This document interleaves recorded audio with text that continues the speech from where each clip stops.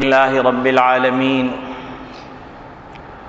والصلاة والسلام على أشرف الأنبياء والمرسلين وخاتم النبيين محمد وعلى آله وصحبه ومن تبعهم بإحسان ودعا بدعوتهم إلى يوم الدين أما بعد فأعوذ بالله من الشيطان الرجيم بسم الله الرحمن الرحيم قال الله تبارك وتعالى وذروا ظاهر الإثم وباطنه إن الذين يكسبون الإثم سيجزون ما كانوا يقترفون وقال النبي صلى الله عليه وسلم الإثم ما حاك في صدرك وكرهت أن يطلع عليه الناس أو كما قال عليه الصلاة والسلام۔ میرے محترم بزرگوں، عزیز دوستو، دینی اسلامی بھائیوں، نبی کریم صلی اللہ علیہ وسلم کے دین سے جب تک امت کی وابستگی رہی، جس طرح کے اس کا حق ہے، تو امت بہت ساری فضولیات سے، توہمات سے اور لغویات سے محفوظ رہی۔ لیکن جیسے جیسے امت نے اپنا رشتہ قرآن سے، حدیث سے، نبی کریم صلی اللہ علیہ وسلم کی تعلیمات سے کمزور کر لیا، ویسے ویسے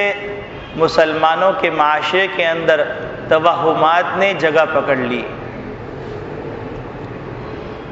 گزشتہ جمعے یہ بات عرض کی گئی تھی کہ توہمات کا اسلام سے کوئی تعلق نہیں ہے، اور اسلام توہمات کی بیخبری کرتا ہے۔ ان توہمات میں کچھ توہمات کا تذکرہ کیا گیا تھا کہ جیسے سفر کے مہینے کے لیے لوگوں میں عجیب قسم کے توہمات اور عجیب قسم کی باتیں مشہور ہیں۔ کہیں پر تو یہ مشہور ہے کہ سفر کے مہینے میں لنگڑے لولے اور معذور قسم کے شیاطین اور جنات زمین پر اترتے ہیں۔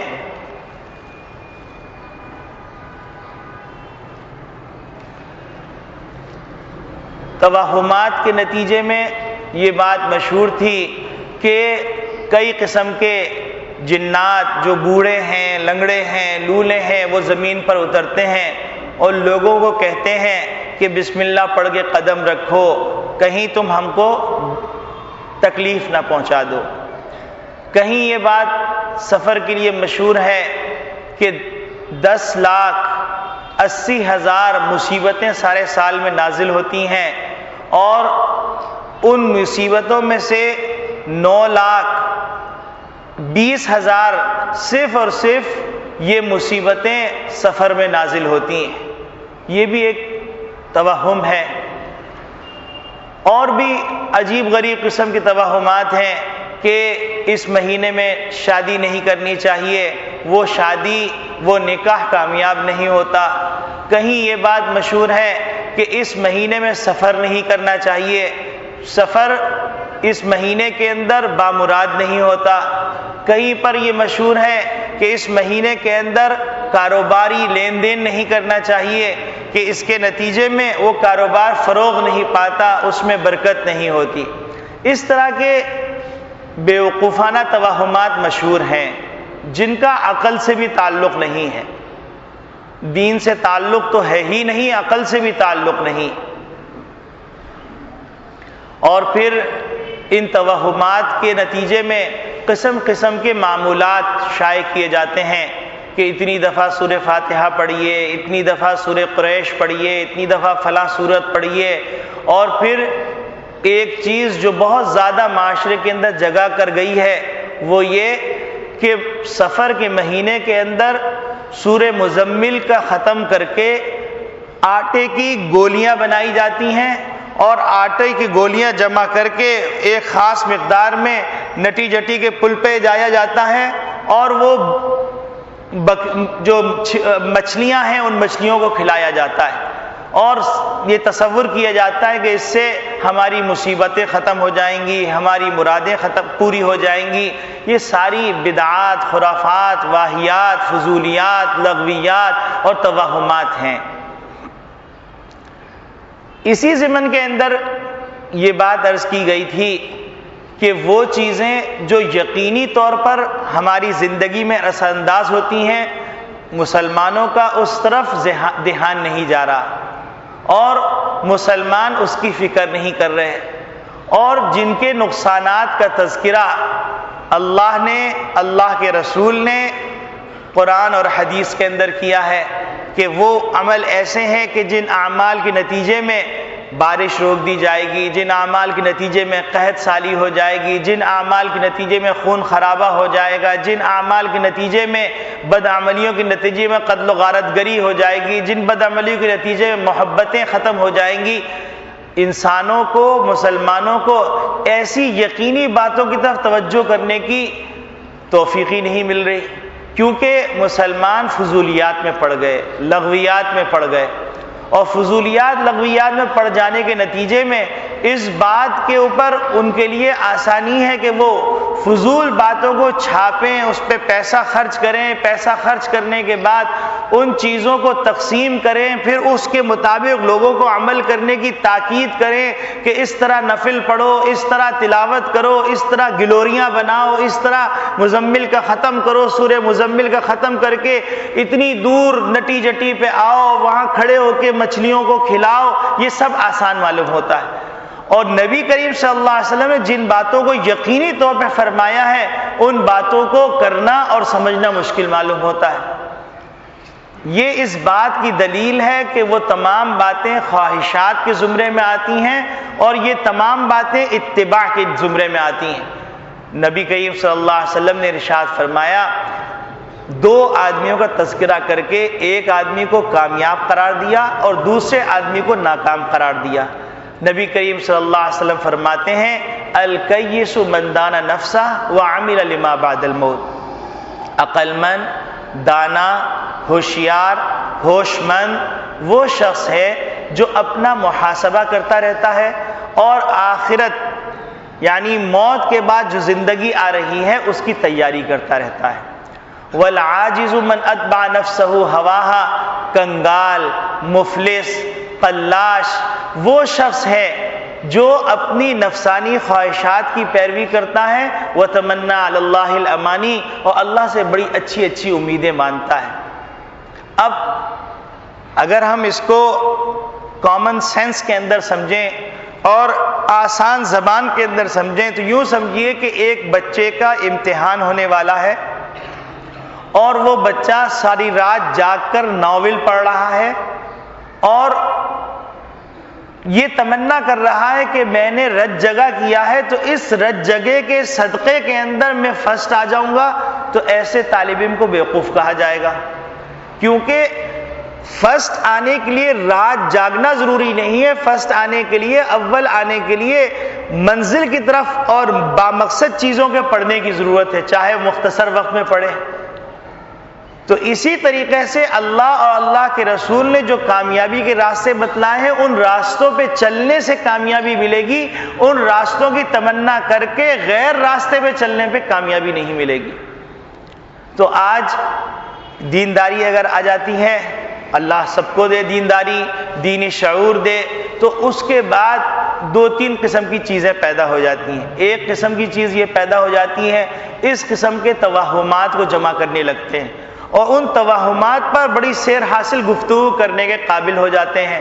اور اس کے خاص خاص وظائف اور خاص خاص اعمال لوگوں کو بتلانے لگتے ہیں۔ دوسری طرف اگر دینداری آتی ہے تو دینداری آنے کے بعد اس بات کی فکر نہیں ہوتی کہ گناہ کو چھوڑ دیں، اس بات کی فکر نہیں ہوتی حرام کی ہوئی چیزوں کو چھوڑ دیں،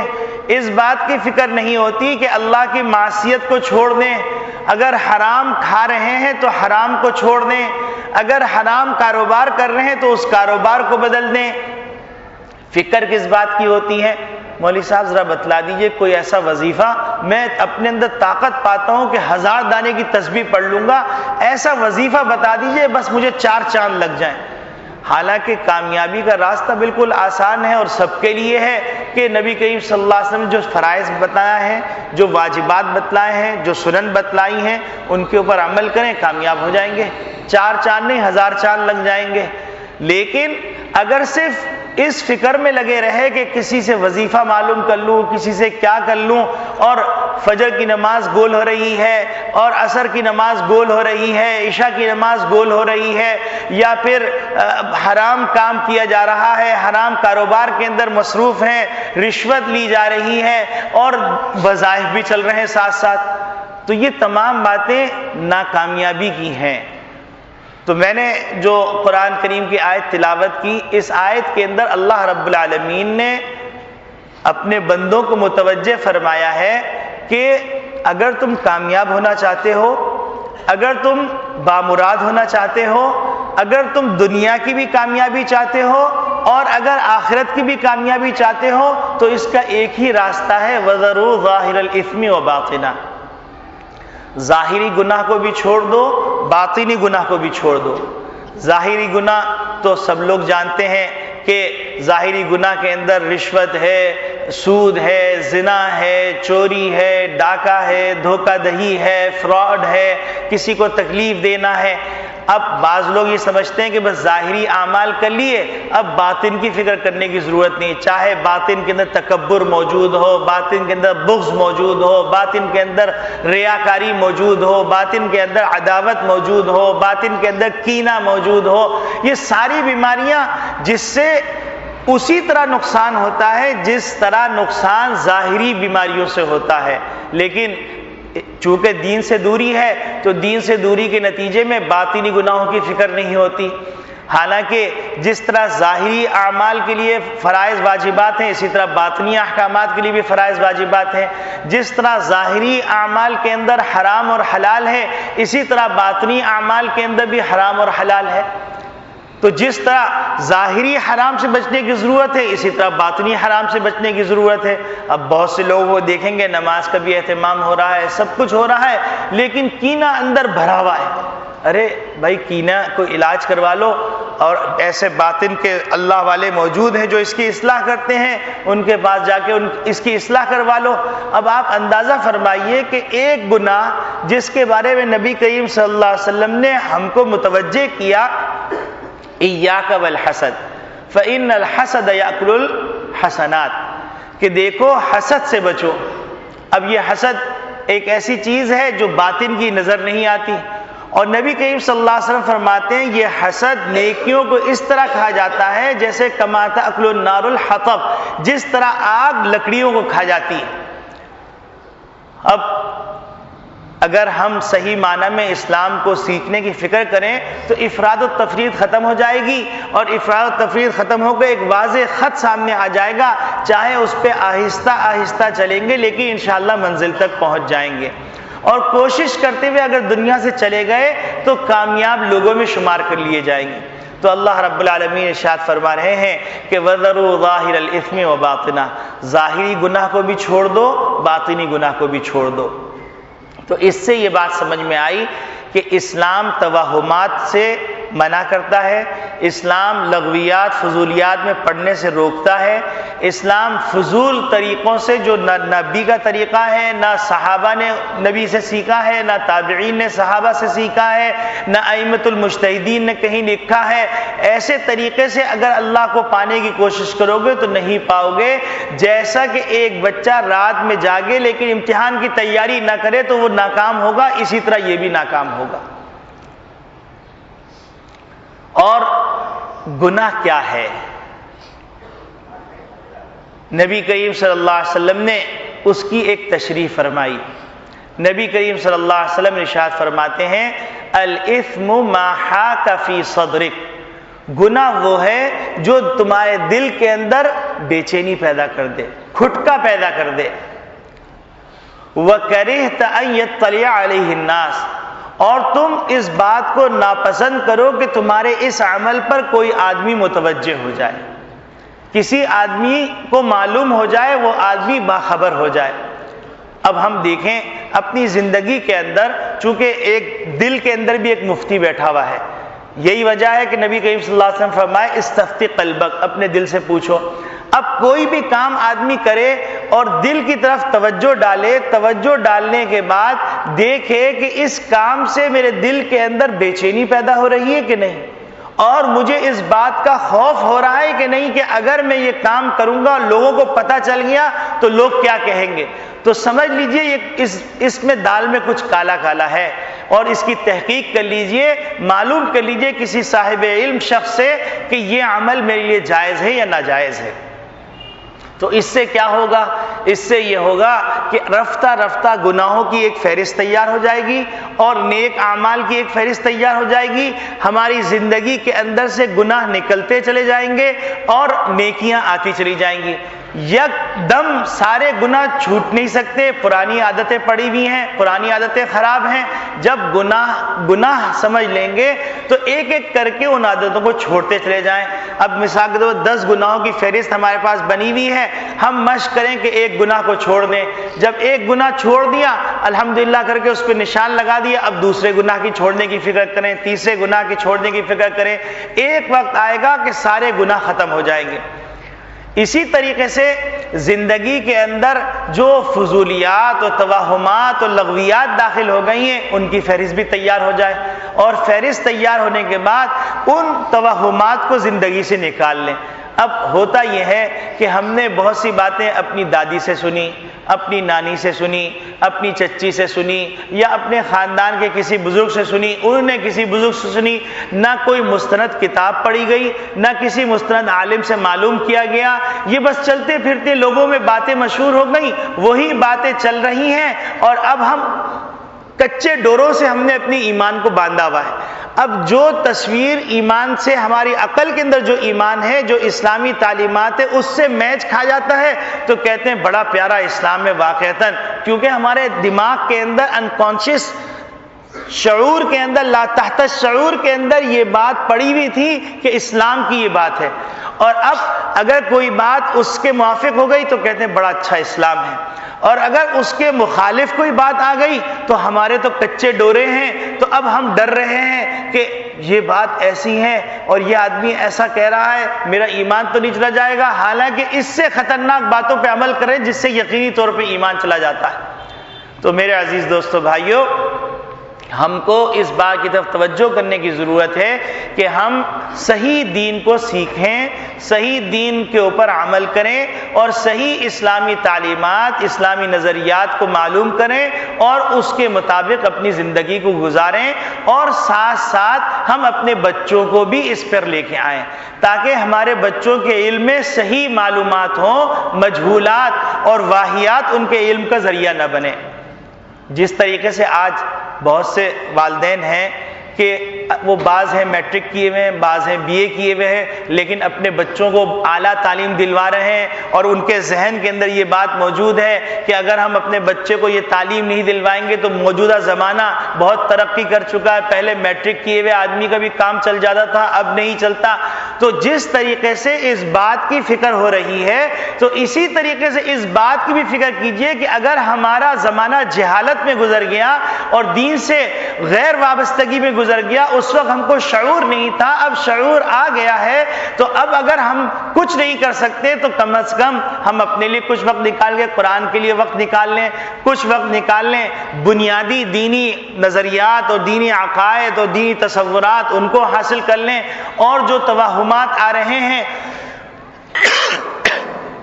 ان توہمات کو صاف کر لیں تاکہ پتہ چل جائے کہ ہندوازم اور اسلام میں فرق ہے۔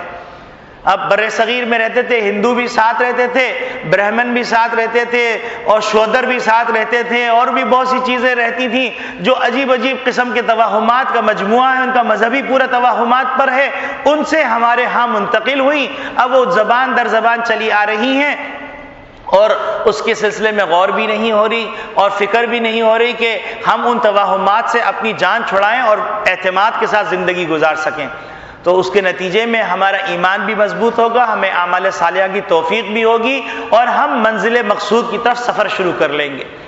اسی طریقے سے ہمیں اس بات کی فکر کرنی ہے کہ عقائد سے متعلق جو بنیادی باتیں ہیں جو ایک بچے کو ماں کی گود میں معلوم ہو جانی چاہیے، اب اگر معلوم نہیں ہے ان بنیادی باتوں کو معلوم کر لیں۔ اب اردو کے اندر اتنا بہترین مواد موجود ہے، اتنا بڑا ذخیرہ موجود ہے، اور ہر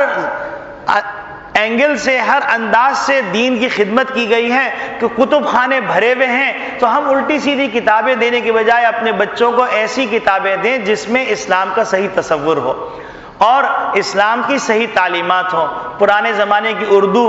چھوڑ کر نئے زمانے میں ہمارے اکابرین کی کتابوں کو نئے پیرائے میں نئے تعبیر کے ساتھ مرتب کیا گیا ہے، اس میں پڑھیں، اور پھر ساتھ ساتھ اس بات کی فکر کریں کہ ہم نے اپنے دین سے دوری کے نتیجے میں ہم دوسروں سے متاثر ہوئے، دوسروں سے متاثر ہو کر دوسروں کے کلچر سے متاثر ہو گئے، اور اب دوسروں کی زبان سے متاثر ہو گئے۔ اب اس کا نتیجہ یہ نکلا ہے کہ ہم اردو بھی رومن میں نکلنے لگے، اور ایک ہمارے معاشرے میں اتنا بڑا طبقہ ہے جو آسان اردو کا لٹریچر نہیں پڑھ سکتا، اور کسی بھی قوم کے زوال پذیر ہونے کے لیے یہ بہت بنیادی بات ہے کہ وہ قوم اپنی زبان سے نابلد ہو جائے۔ اگر آپ غور فرمائیے، چائنا نے ترقی کی ہے، وہ ترقی اس نے اس لیے نہیں کی کہ وہ انگلش بولنے لگے، بلکہ ترقی انہوں نے اس لیے کی کہ انہوں نے جو کچھ بھی حاصل کیا اپنی زبان میں حاصل کیا،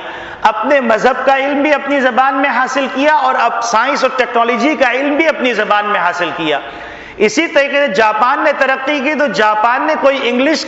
سیکھ کر ترقی نہیں کی، بلکہ اپنی زبان میں ریسرچ کر کے، اپنی زبان میں مطالعہ کر کے، اپنی زبان میں سمجھ کر وہ آگے بڑھے۔ اسی طریقے سے فرانس کو لے لیجئے، اسی طریقے سے جرمنی کو لے لیجئے۔ اس کے مقابلے کے اندر جن قوموں نے اپنی زبان کو احساس کمتری کے نتیجے میں چھوڑا، تو وہ نہ ادھر کے رہے نہ ادھر کے رہے، نہ خدا ملا نہ وصال صنم۔ صنم تو ملنے کا تھا ہی نہیں، وہ تو انتہائی مغرور صنم تھا، اور جس کو صنم بنایا تھا وہ خود اصل میں باولا قسم کا تھا۔ اس صنم کو تراش کے ہم نے اپنے آپ کو بھی برباد کر لیا، جس کے نتیجے کے اندر اب ہماری قوم کے اندر، ہمارے معاشرے کے اندر ایسی ناہمواریاں ہیں کہ ایک ہی زمین کی پیداوار کھا رہے ہیں، ایک ہی ملک میں رہ رہے ہیں، ایک ہی شہر میں پروان چڑھ رہے ہیں، لیکن طبقاتی نظام ایسا وجود میں آ چکا ہے کہ ذہنی ہم آہنگی نہیں ہے، فکری ہم آہنگی نہیں ہے، زبانی ہم آہنگی نہیں ہے، خیال کی ہم آہنگی نہیں ہے، تصورات کی ہم آہنگی نہیں ہے۔ کہنے کو ان کا نام بھی عبداللہ ہے، ان کا نام بھی عبداللہ ہے، کہنے کو ان کا نام بھی عبد الرحمن ہے، ان کا نام بھی عبد الرحمن ہے، کہنے کو ان کا نام بھی عبد الرزاق ہے، ان کا نام بھی عبد الرزاق، لیکن عمل کی دنیا کے اندر اتنا تفاوت ہے، سوچ کی دنیا میں اتنا تفاوت ہے۔ تو ہم اس بات پہ غور کریں، اس مسئلے کے اوپر غور کریں، اور ذمہ دار جو حضرات ہیں، ان ذمہ دار حضرات جو ملک کے ذمہ دار ہیں، قوموں کی تعمیر کرنے والے مفکرین ہیں، وہ اس پہ غور کریں، غور کر کے دیکھیں کہ ہم توہمات کے اندر اپنی قوم کو لے جانے کے بجائے توہمات سے باہر نکالیں، اور توہمات سے باہر نکالنے کے بعد ان کو اس قابل کریں کہ کم از کم وہ لٹریچر تو پڑھ سکیں۔ اس کے مقابلے میں آپ دیکھیں گے کہ الحمدللہ اگر تعلیمی یافتہ کی تعریف جو ہمارے معاشرے میں، ہمارے آئین میں کی گئی ہے، تو وہ اس تعریف کو دیکھیں کہ جس کو پڑھنا آتا ہو، اپنی زبان میں لکھنا آتا ہو، اپنی زبان میں پڑھنا آتا ہو، جو ڈاک لکھ سکے۔ تو اگر ہم دیکھیں تو مدارس نے اتنا بڑا مجمع پیدا کر دیا ہے، اس معنی سے آگے بڑھ کر جو خواندگی کی مقدار کو ایک کنٹریبیوشن ہے، مدارس کا حصہ ہے، اس کے مقابلے کے اندر جو ہمارے اسکولز کے اندر بچے پڑھ رہے ہیں تو ان کو اپنا نام اردو میں لکھنا نہیں آتا، وہ خط اردو میں نہیں پڑھ سکتے، وہ کوئی آسان کتاب اردو میں نہیں پڑھ سکتے، اور چونکہ انگلش ان کی مادری زبان نہیں ہے تو انگلش نہ گھر کے اندر انگلش کا ماحول ہے، نہ معاشرے کے اندر انگلش کا ماحول ہے، تو وہ بچے ایک ایسی چکی میں پس رہے ہیں جس چکی کے اندر سوائے محرومیوں کے ان کو کچھ ملنے والا نہیں۔ تو ہم غور کریں کہ ہم توہمات سے اگر باہر نکل آئیں گے اور دھندلے دھندلے صنم کو تراشنے کے بجائے ہم حقائق کو فیس کرنے کے قابل ہوں گے، اور اللہ کا یہ حکم وَذَرُوا ظَاهِرَ الْإِثْمِ وَبَاطِنَهُ کہ اپنے ظاہری گناہ کو بھی چھوڑو، باطنی گناہ کو بھی چھوڑو، تو ہم ایک ایسی قوم بن جائیں گے جس قوم کو نبی کریم صلی اللہ علیہ وسلم نے ایکٹر کے طور پہ پرورش نہیں کی، بلکہ ان کو معاشرے کے لیے فیکٹر کے طور پہ پرورش کی تھی، جو پوری انسانیت کی ہدایت کے لیے بھیجے گئے تھے اور پوری انسانیت کو ایک کلچر دینے کے لیے بھیجے گئے تھے، ایک نظام حیات دینے کے لیے بھیجے گئے تھے، جن کے اوپر پوری سسکتی ہوئی انسانیت کو بلند خیالیوں میں لے کے آنا تھا، جن کو پورے انسانوں کو انسانوں کے طریقے پہ لے کے آنا تھا۔ ایسی نسل تیار کر بیٹھیں گے اور اس نسل کو دیکھ کر پھر رشک کیا جائے گا، اس نسل کو دیکھ کر پھر فخر کیا جائے گا، اس نسل کو دیکھ کر ایک ذمہ دار نسل کا تصور سامنے آئے گا۔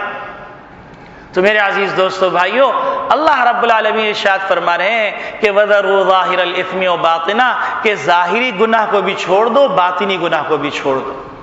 اور یہ جو توہمات ہیں سفر کے مہینے سے متعلق اور ربیع الاول کے مہینے سے متعلق اور 20 سفر سے متعلق اور کنڈے، رجب کے کنڈے اور فلاں کنڈے اور ہوائی جہاز اور گھوڑا گداڑا، سب الٹے سیدھے بیوقوف جیسے ایک بچے کے خیالات ہوتے ہیں، دھندلے دھندلے، کہ سائے کو سمجھ رہا ہے وہ بھوت ہے، کوئی چیز ہلتی ہوئی نظر آئی وہ سمجھ رہا ہے جن ہے، کہیں سے کھس کھس کی آواز آ گئی تو معلوم ہوگا کہ اژدہا آ گیا۔ تو اس طرح کے مسلمان ہو تو یہ بڑی حیرت کی بات ہے، مسلمان کو ایسا نہیں ہونا چاہیے۔ اور پھر گناہ اگر کریں گے تو گناہ کرنے کے نتیجے میں بہت سارے نقصانات کا سامنا کرنا پڑے گا۔ وہ نقصانات کیا ہیں؟ سب سے بڑا نقصان یہ ہوگا کہ احسان فراموش ہو جائیں گے۔ گناہ کرنے والا احسان فراموش ہوتا ہے۔ وہ کیسے؟ وہ اس طرح کہ اللہ رب العالمین نے صرف ایک انسان کے وجود کے اندر اگر غور کیجئے اتنے احسانات کیے ہوئے ہیں کہ جس کی کوئی انتہا نہیں۔ پھر وجود سے جب باہر نکلیں گے تو اس پورے کائنات پہ غور کریں گے تو نظر آئے گا کہ اس انسان کے لیے اللہ رب العالمین نے کتنا بڑا کارخانہ تیار کیا ہے، کتنا بڑا نظام تیار کیا ہے۔ پانی کا نظام لے لیجئے، کھانے کا نظام لے لیجئے، سانس کا نظام لے لیجئے، فضا کا نظام لے لیجئے، زمین کے جو ارضیات کا نظام ہے کہ ایک ایک آدمی زمین کے مسئلے پہ پی ایچ ڈی کر رہا ہے اور ڈاکٹریٹ کر رہا ہے، اور اسی طریقے سے پہاڑوں کا علم ہے، نباتات کا علم ہے، جمادات کا علم ہے، اور کتنے شاخیں نکل رہی ہیں، یہ اللہ نے اس انسان کے لیے انتظام کیا ہے۔ یہ احسانات ہیں۔ جب ایک آدمی اپنے خالق کائنات کی نافرمانی کرے گا تو وہ یقیناً احسان فراموش ہے جب ہی کر رہا، ورنہ کوئی بھی شکر گزار بندہ اپنے محسن کے اوپر نافرمانی کی جرات نہیں کر سکتا۔ پھر دوسرا نقصان کیا ہوگا؟ دوسرا نقصان یہ ہوگا گناہ کے نتیجے میں دلوں پہ زنگ لگ جائیں گے۔ کلا بل ران علی قلوبہم ما کانوا یکسبون کہ لوگوں کے دلوں پہ جو زنگ لگے ہیں یہ ان کی بدعملیوں کی وجہ سے لگے ہیں۔ اور جب زنگ لگ جائے گا تو ظاہر سی بات ہے جب تالے میں زنگ لگ جائے تو اپنی چابی سے بھی وہ تالا نہیں کھلتا۔ تو مسلمانوں کی کامیابی اللہ رب العالمین نے قرآن میں اور نبی کریم صلی اللہ علیہ وسلم کے طریقے میں رکھی ہے۔ اب اگر بدعملیوں کی وجہ سے زنگ لگ گیا تو یقینی بات ہے کہ اس کے لیے ہم کو اس بات کی فکر کرنی پڑے گی کہ وہ تالا اپنی چابی سے ہی کھل جائے، ورنہ پھر ایسے تالے کو توڑا جاتا ہے۔ اور توڑا جانے کا مطلب کیا؟ انسان ناکام اور نامراد دنیا سے چلا جاتا ہے۔ تو ہم سوچیں کہ اگر ہم اللہ کی نافرمانی کرتے رہے اور اپنے دلوں پر زنگ لگاتے رہے تو پھر ایک وقت آئے گا، چونکہ دین تو قیامت تک باقی رہے گا، اور نبی کریم صلی اللہ علیہ وسلم نے یہ جو بات فرمائی ہے کہ قیامت سے پہلے کلمہ لا الہ الا اللہ ہر گھر میں پہنچے گا، حتیٰ کہ کوئی خیمہ ہوگا، حتیٰ کہ کوئی سیمنٹ کا، بجری کا اور بالو کا گھر ہوگا، اس کے اندر بھی یہ کلمہ اسلام پہنچے گا۔ تو اب اگر ہم اپنی بدعملیوں سے توبہ نہیں کریں گے تو کلمہ اسلام تو پہنچے گا، ہم نہیں ہوں گے، اللہ نہ کرے۔ تو اس سے پہلے ہم اپنے دلوں کے زنگ کو ختم کریں۔ تیسرا نقصان یہ ہوگا کہ انسان کے دل کے اندر ظلمت پیدا ہو جائے گی، تاریکی پیدا ہو جائے گی۔ اب اللہ والے تو اس بات کو پہچان لیتے ہیں کہ دل میں تاریکی پیدا ہو رہی ہے۔ بعض اللہ والوں کے بارے میں آتا ہے کہ انہوں نے ایک لقمہ لیا اور لقمہ لے کے انہوں نے تھوک دیا، اور پھر فرماتے ہیں کہ جو کچھ اس کا اثر حلق سے پیٹ کے اندر گیا، 40 دن تک میں اپنے دل کے اندر اس کی ظلمت محسوس کرتا رہا۔ ایسے اللہ والے بھی گزرے ہیں۔ لیکن ہم لوگ کی مثال تو اس آدمی جیسی ہے جو ایک چھوٹی سی کوٹری میں رہتا ہو، وہیں پر بیت الخلا بھی ہو، وہیں پر برتن پڑے ہوئے ہوں، اور اس کے اندر انتہائی بدبو آ رہی ہو، اور کوئی آدمی باہر کا اس سے ملنے جائے اور اس سے کہے کہ میاں آپ باہر آ جائیے، بڑی بدبو آ رہی ہے، یہاں بات کرنا مشکل ہے، دم گھٹ رہا ہے۔ وہ کہے گا میں 20 سال سے یہاں رہ رہا ہوں، یہاں پر تو کوئی بدبو ہی نہیں ہے، کیونکہ وہ اس بدبو کا عادی ہو چکا ہے۔ تو اسی طریقے سے بدعملیوں کی وجہ سے انسان ان ظلمتوں کے عادی ہو گئے اور ان کو اپنے دل کی ظلمت محسوس نہیں ہو رہی۔ تو گناہوں کا تیسرا نقصان یہ ہوگا کہ انسان کے دل کے اندر ظلمت پیدا ہو جائے گی۔ گناہوں کا چوتھا نقصان یہ ہوگا کہ جب کوئی آدمی گناہ کرتا ہے اور گناہوں کی کثرت ہو جاتی ہے تو اس قوم کے اندر اللہ رب العالمین ایسی بیماریاں پیدا فرما دیتے ہیں جو بیماریاں ان کے آباء و اجداد نے بھی نہیں سنی، تو بیماریوں کی کثرت ہو جاتی ہے۔ تو یہ ہم وہ باتیں جو کہ یقینی ہیں اس کی طرف فکر نہیں کر رہے، توہمات کے پمفلٹ بٹ رہے ہیں، SMS ہو رہے ہیں کہ سفر کا مہینہ شروع ہو گیا ہے، یہ عمل کرو تاکہ اس مصیبت سے نکل جائیں، لیکن سارا سال جو گناہ کر رہے ہیں اس کی فکر ہی نہیں، جس کے نتیجے میں بیماریاں آ رہی ہیں، جس کے نتیجے میں بے برکتیاں ہو رہی ہیں۔ اسی طریقے سے اگر کوئی آدمی زکوٰۃ دینا چھوڑ دے تو ایسی قوم کے اندر اللہ رب العالمین رحمت کی بارش کو روک دیتے ہیں۔ اسی طریقے سے اگر کسی قوم کے اندر بے غیرتی عریانی ہو جائے تو ان کے اندر قحط آ جاتا ہے، اور اگر کسی قوم کے اندر ایسی حالت آ جائے کہ ناچ اور گانا عام ہو جائے تو ان میں زلزلے آنے لگتے ہیں، اور اسی طریقے سے اور بہت ساری معصیتیں اور نافرمانیاں ہیں جس کے نتیجے کے اندر قوموں کے اندر قتل و غارت گری عام ہو جاتی ہیں۔